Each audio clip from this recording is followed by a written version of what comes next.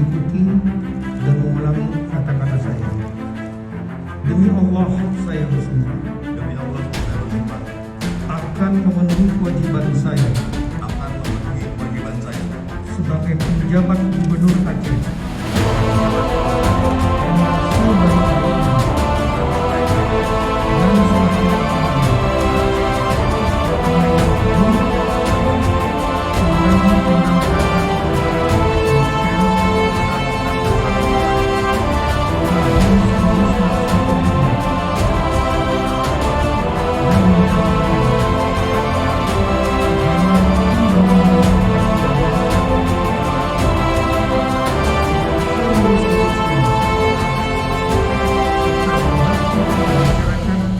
serta berbakti kepada masyarakat, nusa dan bangsa.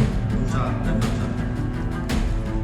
Kita berbakti kepada masyarakat, Serta berbakti kepada masyarakat, nusa dan bangsa. nusa dan bangsa.